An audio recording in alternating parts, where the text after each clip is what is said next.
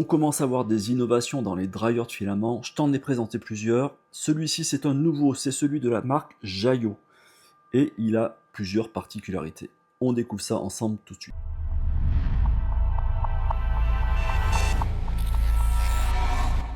Comme pour toutes mes vidéos, j'essaye de me placer à la place du consommateur qui a besoin d'acheter son produit et je vais te donner des informations qui me semblaient être intéressantes entre le mode de fonctionnement et ce qui me paraît utile ou non utile sur ces types de boîtes de séchage. Et bien entendu, un commentaire, un j'aime, c'est plus qu'appréciable, c'est ce qui fait aussi grandir la chaîne. On est dans ces nouvelles générations de dryers qui te permettent de pouvoir faire du stockage. Ça veut dire qu'on a des bases. Ensuite, on a des boîtes, on regardera un peu plus en détail, que tu peux empiler ou non pour pouvoir stocker tes filaments après les avoir séchés. Et le système finalement est assez simple. On a une base ici, on a une boîte que l'on vient positionner dessus, on va faire sécher nos filaments, on va en fait faire partir l'humidité qui sont dans nos filaments. À l'intérieur, on va avoir un capteur d'humidité. Ici, on va pouvoir faire des réglages. Une fois qu'on a fini de sécher, on met des petits caches dessous qui rend la boîte parfaitement hermétique. Et l'idée, c'est de pouvoir stocker aussi tes boîtes assez facilement. Alors, on a pu voir qu'elles sont particulièrement fines, ça fait moins de 10 cm. Tu peux les empiler les unes sur les autres. Tu vas pouvoir les placer à côté de ton imprimante. Alors avant de découvrir ce que l'on trouve à l'intérieur des boîtes, comment ça fonctionne en fait ce petit système, c'est qu'à l'arrière, on va avoir un flux d'air chaud qui va être poussé. Et de ce côté-ci, l'air va tourner dans ta boîte pour pouvoir être réceptionné de ce côté-ci. Donc tu vas avoir un cycle continu et c'est ça qui va te permettre de pouvoir déshumidifier tes bobines. Allez, du coup, on regarde nos boîtes. Ça ressemble à ceci. Ça pourrait ressembler à des grandes boîtes de cornflakes. On a quelque chose avec une base caoutchouc comme ceci pour pouvoir faire l'étanchéité. Tu vas pouvoir placer ta bobine à l'intérieur. Donc tu as deux systèmes en bas, ces deux petites barres avec des roulements que tu vas placer toi-même. Alors le sachet de Desica, il ne se place pas là. Il va devoir se placer dans cette partie-là. Je vais essayer de le retirer. À l'intérieur, on retrouve cette petite boîte. Cette petite boîte va te permettre de mettre des billes de Desica dedans. Donc soit tu mets un sachet, soit tu fais tomber quelques billes à l'intérieur, tu le remplis et ensuite tu viens refermer sans casser, enfin sans faire tomber les billes qui sont dedans. Par contre, le jour où tu vas avoir besoin de faire réactiver tes billes, tu as bien compris que ça, tu ne vas pas le mettre au micro-ondes avec le petit capteur. Donc ici, ce sera à toi de pousser sur l'extérieur pour pouvoir retirer cette partie électronique et ça, tu pourras le placer du coup au micro-ondes. Tu viens la placer au fond de façon à ce que ta bobine ne vienne pas frotter. Et dessous, on va remarquer que l'on a deux emplacements. Et ces emplacements qu'il va falloir refermer une fois que tu as séché tes bobines, tout simplement pour rendre ta boîte hermétique. On va se mettre en conditions réelles. On a séché notre filament. On a le dessus qui est parfaitement fermé. On retourne notre boîte. On prend nos clips dessous, on les place, pareil, il y a une espèce de petit joint pour rendre ça étanche, et on a rendu ça hermétique. Ce qu'il faut bien penser, c'est que pendant que tu fais sécher tes filaments, tu ouvres soit la partie en bas, soit la partie qui est ici, pour faire partir l'humidité de ta boîte. Et une fois que tu as fini de sécher tes filaments, eh bien tu refermes ceci, pour rendre ta boîte parfaitement hermétique. Et si tu as aussi des petites bobines comme celle-ci ou des tailles intermédiaires comme celle-ci, tu pourras aussi les sécher. On n'est pas obligé de faire que des bobines de 1 kg, qui sont les bobines traditionnelles. Donc on a une espèce de petit dévidoir comme celui-ci. Tu le places au milieu de ta bobine, tu le fais passer ici sur les côtés, tu viens en appui, ça va se mettre à peu près à mi-parcours de ta boîte.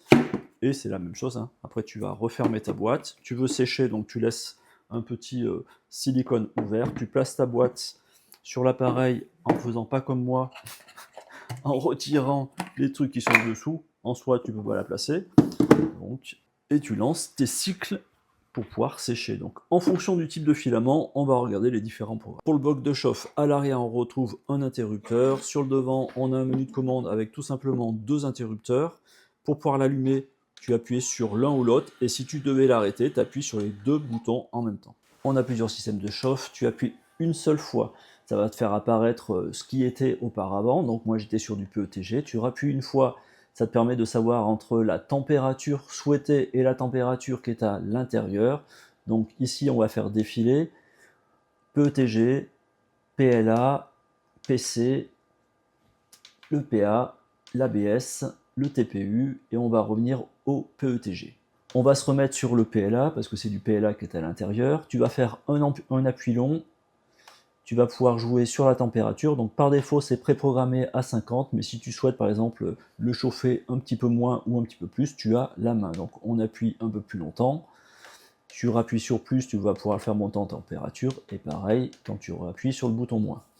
Tu attends un petit peu, il va aller regarder quelle est la température à l'intérieur et il va monter à 50 degrés. Ensuite, il va faire défiler ça pendant un certain temps. En fait, il reste lumineux un certain temps, puis après, il va se mettre en veille. Ça te permet de savoir combien d'heures il reste, si à quelle température à l'intérieur.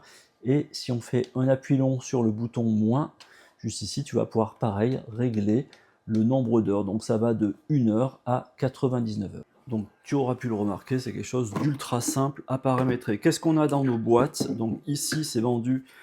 Tu as un module qui est vendu avec sa boîte, qui est celui-ci, et puis après tu vas pouvoir acheter tes petites boîtes de séchage, étant donné que ça ne sert à rien de racheter plusieurs modules de chauffe. Dans ta boîte de séchage, tu as un petit tube PTFE, ensuite tu as la petite barre qu'on avait ici qui est le dévidoir. C'est livré avec ceci, donc c'est les roulements et les tiges, c'est à toi de le placer au fond. Ensuite, on avait la petite boîte qui était devant avec le petit capteur ici d'humidité.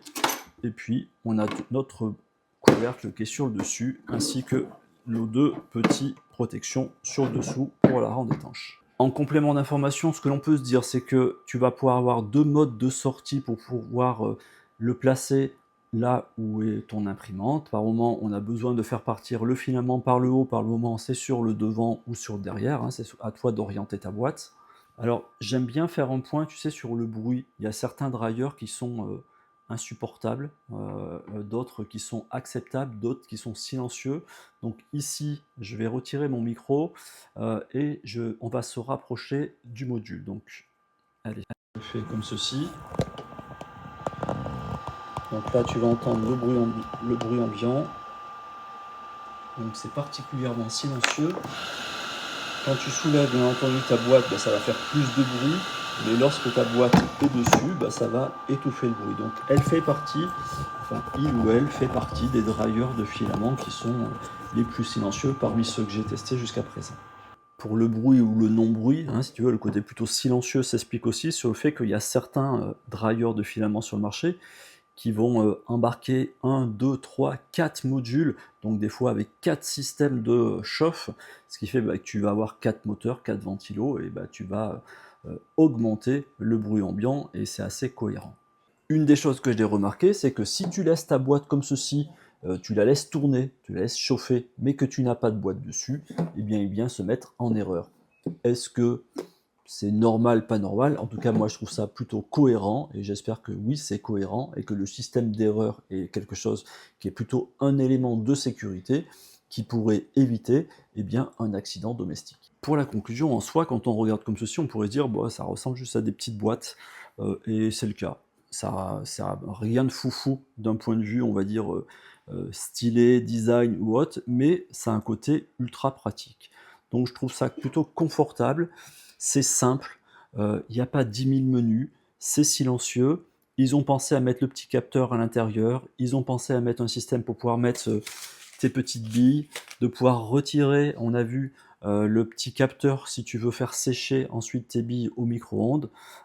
C'est c'est pratique finalement, et c'est un peu ce qu'on attend d'un dryer de filament. Il y en a certains où tu te prends la tête, mais c'est une vraie catastrophe, parce que c'est des espèces de cloches que l'on vient mettre sur des systèmes de rouleaux. Quand il faut sortir le filament ou placer la bobine dedans, il faut ensuite tirer le filament, enfin c'est une cata. Là, écoute, ils sont allés à l'essentiel, ils ont fait un produit qui est plutôt bien fini, ça fait pas cheap.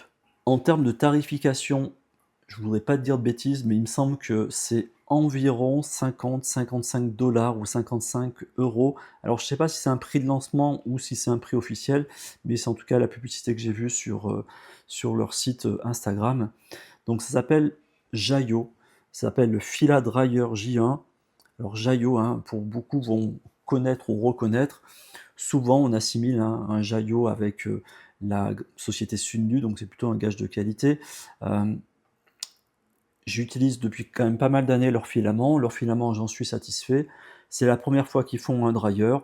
Ça ressemble à leur grand frère ou leur grande sœur, hein, le modèle qui est avec double compartiment dans la gamme Sunnu. C'est pour ça que je me permets aussi d'en parler. C'est une version mini de la version Sunnu. Ça peut être un petit résumé. En attendant, je vous dis à très bientôt. Je te laisse me dire en commentaire ce que tu penses de ce dryer, ce que tu utilises. Ça peut être intéressant. Et si tu souhaites que je te fasse d'autres vidéos sur d'autres modèles. Et je vous dis à très bientôt les artistes.